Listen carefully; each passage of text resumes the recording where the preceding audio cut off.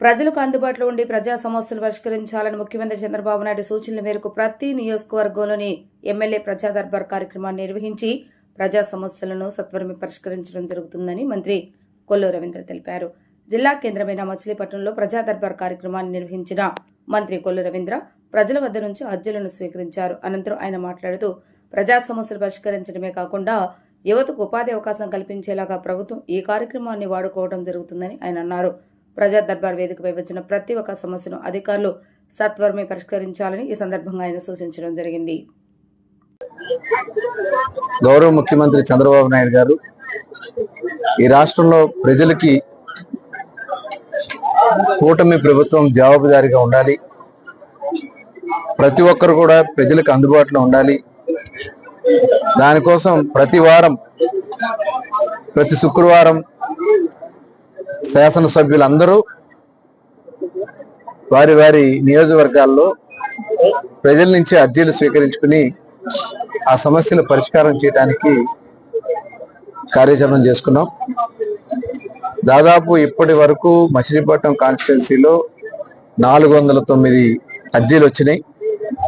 వివిధ డిపార్ట్మెంట్స్ సంబంధించినటువంటి అర్జీలన్నిటి కూడా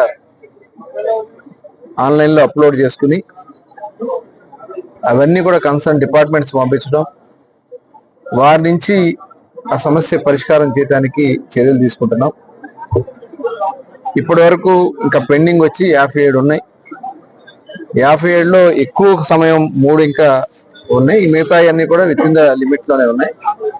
54 సమయం ఉంది. ఆ సమయం ప్రకారం అవన్నీ కూడా పరిష్కారం చేయడానికి కృషి చేయడం జరుగుతుంది.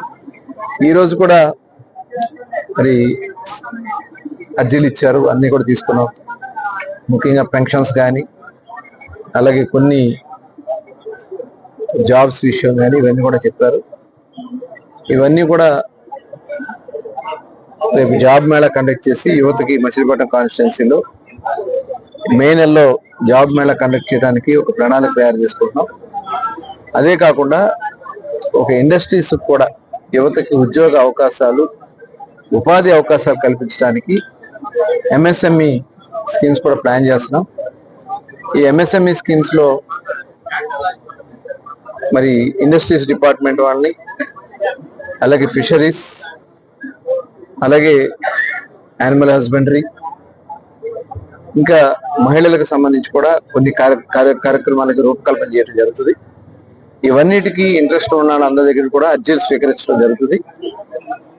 త్వరలోనే నెంబర్ కూడా, ఫోన్ నెంబర్ ఇవ్వడం జరుగుతుంది, లేకపోతే వాట్సాప్ నెంబర్కి ఎవరైతే ఇంట్రెస్ట్ ఉన్నారో వాళ్ళు రిజిస్టర్ చేసుకుంటే వాళ్ళందరికీ కూడా ఇవాళ ఎలాంటి అవకాశాలు ఉన్నాయి అవన్నీ కూడా వాళ్ళకి ఎక్స్ప్లెయిన్ చేసి ట్రైనింగ్స్ కూడా ఏర్పాటు చేసి మరి సంబంధిత డిపార్ట్మెంట్స్తో కూడా డిస్కస్ చేసి వాళ్ళకి ఉపాధి అవకాశాలు కల్పించడానికి ఒక కార్యాచరణ తయారు చేసుకుంటున్నాం. దానికి గౌరవ ముఖ్యమంత్రి గారు ఏర్పాటు చేసినప్పుడు యంగ్ ప్రొఫెషనల్స్ ను కూడా దాంట్లో ఇన్వాల్వ్ చేయడం జరిగింది.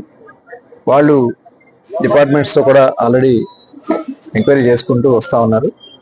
త్వరలోనే ఆ కార్యాచరణ చేసి ఉద్యోగ ఉపాధి మేము టార్గెట్ పెట్టుకోవడం జరిగింది. ఎందుకంటే ఆల్రెడీ డెవలప్మెంట్ యాక్టివిటీస్ మచిలీపట్నంలో ఫండ్స్ అన్ని తీసుకొచ్చాం, అవన్నీ కూడా గ్రౌండ్ చేయాల్సింది ఉంది. త్వరలోనే మరి మున్సిపల్ మినిస్టర్ గారు వస్తే 13 కోట్ల రూపాయలతో డ్రైనేజీలు అన్నిటి కూడా దగ్గర ఒక 123 గ్యాప్స్ ఉన్నాయి. ఆ 123 గ్యాప్స్ ను కూడా కంప్లీట్ చేసి డ్రైనేజ్ ప్రాబ్లం తీయటం జరుగుతుంది. ఈరోజు కొన్ని చూస్తా ఉంటే